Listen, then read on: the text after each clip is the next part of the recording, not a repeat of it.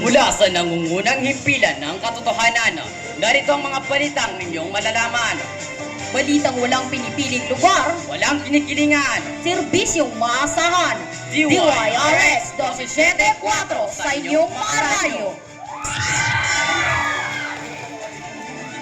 Magandang araw, Pilipinas. Mapia Mapita, Gadong Barrera, Maguindanao del Norte. Narito ang mga aktibong balitang dapat malaman ng masa. Balitang napapanahon. Mga isyong usap-usapan sa bansa, ibabalita ngayon.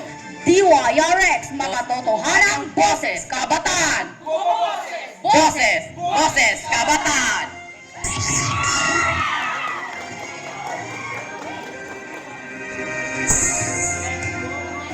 Sa ulo ng mga tampok at nagbabagang balita. Kampanya at eleksyon naganap sa Dato Malambot Limokon National High School, Gadong Extension Batch 2024-2025. Department of Finance, kumpiyansang kayang mayangat mula sa kahirapan ang nasa 8 milyong Pilipino. Pangalawang gold medal ni Yulo, nagbigay saya sa lahat ng mga Pilipino. SB 19 at Bini para rangalang sa Bearboard Key Power 100. Para sa unang balita, balitang lokal, kampanya at eleksyon naganap sa Dato Malambot Limokon National High School, Gadong Extension Batch 2024-2025. Para sa unang lahat, Ryan Umpar. Hindi malilimutan ang kampanya at eleksyon na namagitan sa dalawang party list na Lead Party List at Slave Party List. Naghalong kabahat sa nagpinangunahan ng dalawang presidente na si Ryan Opar sa Lead Party List at Michael Sulay sa Party List. Naghalong kabahat sa iyang naramdaman ng bawat kandidato matapos silang magpakilala at magbigay-bigay ng kanilang talumpati sa bawat silid-aralan. Naganap itong 19 ng Agosto.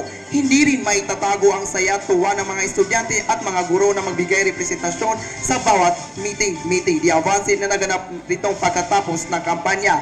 Samantala, pinangunahan naman ng dalawang advisor ang kanilang mga advisory pagdating ng eleksyon na naganap nitong 20 ng Agosto. Sa panghuli, binati ng mga guro ang bawat kandidatong nanalo, maging ang mga natalo ipinaglaban ang kanilang posisyon hanggang sa dulo. Hindi malilimutang ang pagbati ng pagbigay ng SSG coordinator na si Ma'am Ana Makadato sa mga natalo. Anya nito, hindi kawawa ang talong nagpakatalo habang buhay talo. Ang talo kung minsan sila pang mas malaking potensyal na humusay. Tandaan, ang kawawa ay hindi lumaban at nagpakatalo. At least you're dead your best hanggang dulo. Ryan Umpar, makatotohanang boses kabataan. Ilang pasok kasi si Department Michael. of Finance, Ilang kumpiyansa pasok na si kayang Michael sa mayangat ang botohan? nasa 8 milyong mga Sa Pilipino botohan, mula sa kahirapan. 70 plus Mega na and yung boto. Martin, pasok! 200 kay Michael. Contract ang administrasyon Pangulong Bongbong Marcos sa pagkamit ng single digit ng poverty rate pagsapit ng taong 2028. Ayon kay Finance Undersecretary Dominic Velasquez, ang Pilipinas ay posibleng magiging middle income country katulad ng Indonesia sa susunod na taon. Ayon sa opisyal, naitala sa second quarter ng taon ng 6.3 gross domestic product growth rate sa 5.8%. Bumaba niya ang unemployment rate sa 3.1% kumpara sa 5.1% noong pre-pandemic. Paliwanag pa ng DOF, hindi rin naapektuhan ng anumang political issue ang naging takbo ng ekonomiya ng bansa. Nananatiling mataas rin ang kumpiyansa ng mamumuhunan sa Pilipinas. Sa katunayan nito, nakapit ng pambansang credit rating upgrade na A- mula sa Rating Investment Information ICE rating na nakuha sa ngayon ng Pilipinas. Dahil sa bagong credit rating, mas magiging mababa ang halaga ng utang at abot kamay ng financing sa gobyerno, mga negosyo at ordinaryong consumer. Michael Martin, makatotohanang boses kabataan. Patuloy ang mga nagbabagang balita sa pagbabalik ng DYRX Makatotohanang Boses Kabataan.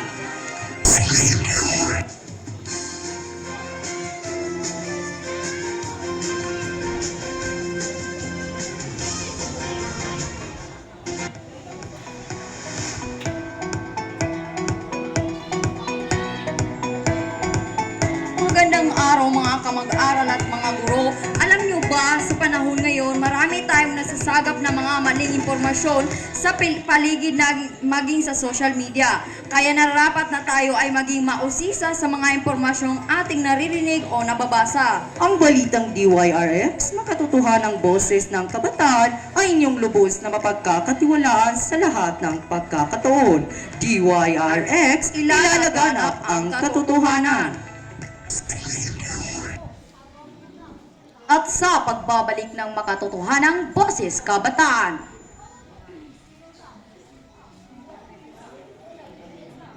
Balitang sports, pangalawang gold medal ni Carlos Yulo, sobrang nagbigay saya sa mga Pinoy. Para sa buong detalye, ni Kulakman.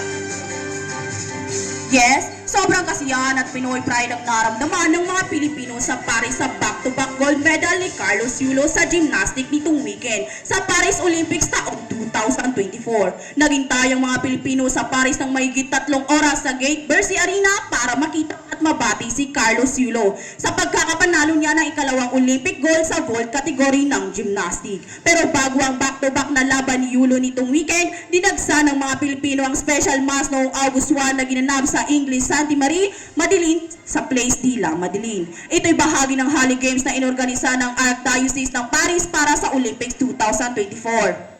Sa simbahan ito, araw-araw na 2 linggo ng Olympic Games, merong foreign community na mag-sponsor ng misa para sa kanilang atleta na kinakatawan ang kanilang bansa.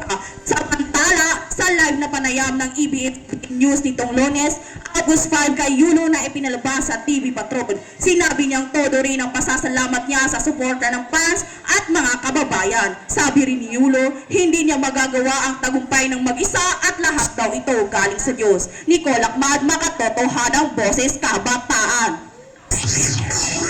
At para sa balitang aliwan, SB19 at Bini para rangalan sa Billboard Key Power 100. Para sa buong detalye, Mabila Bacolodon. Maraming salamat sa iyo, Hana. Malaking tagumpay para sa Pilipino ang nakatakdang pagtanggap ng award ng P-pop group sa SB19 Bini sa Billboard Key Power 100. Kinumpirma ng Billboard Philippines na ang dalawang bigating P-pop group ay kagawaran ng Voice of Asia Award bilang pagkilala sa kontribusyon nito sa Filipino music.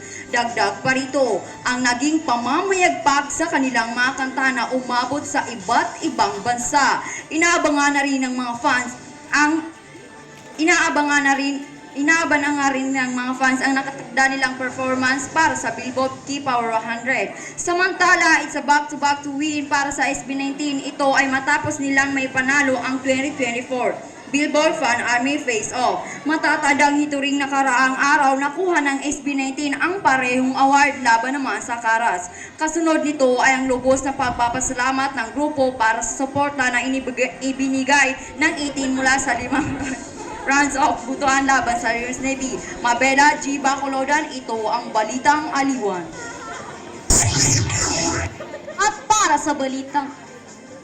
At yan ang mga balitang hatid sa inyo ng DYRX DOS Express Balita. Hanggang sa muling ilusyon, samahan nyo kami araw-araw. Ito po ang inyong lingkod, Hana Tura. At Nasref Maconte, boses ng kabataan. Sigaw ng sambayanan. Mga balitang dapat niyong malaman. Dito nang mapapakinggan.